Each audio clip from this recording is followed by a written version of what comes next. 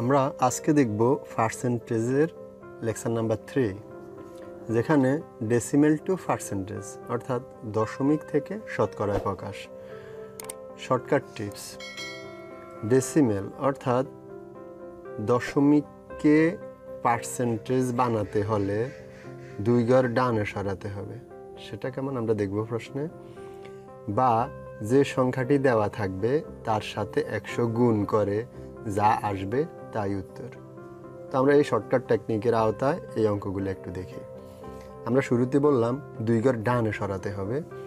তো আমরা এখানে যদি 2 ঘর ডানে সরাই এই অঙ্কটাকে, তাহলে আমরা দেখি 2 ঘর ডানে আসলে এখানে হয় দশমিকটা আছে 2 এর আগে, তাহলে এখান থেকে 2 ঘর ডানে গেলে 1 ঘর 2 ঘর অর্থাৎ 5 এর পরে হয়, তাহলে আসে 25।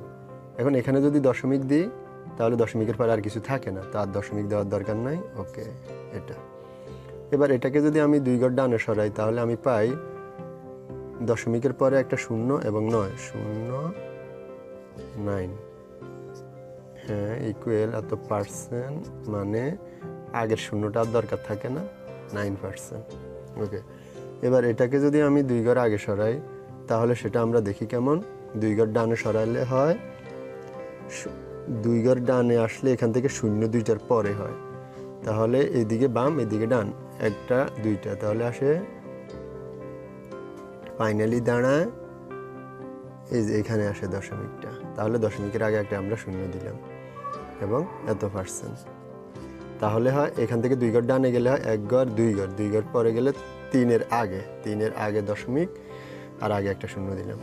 আর এখান থেকে যদি এদিকে যাওয়া হয় 2 ঘর, তাহলে 2 ঘর গেলে হয় আমি দেখি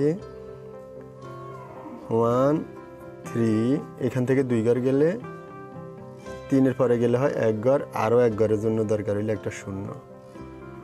তাহলে আমি আবারও দেখি একটু, দশমিকের পরে 1 ঘর আমাকে যেতে হবে 2 ঘর, তাহলে আমি 2 ঘরের জন্য আমি আরেকটা 0 দিলাম, 0 দিয়ে আমি 2 ঘর দিলে এখানে আমি দশমিক দিতে পারি, তাহলে এখানে দশমিকের আর দরকার হয় না, কারণ দশমিকের পরে কোনো সংখ্যা নাই, এত পার্সেন্ট।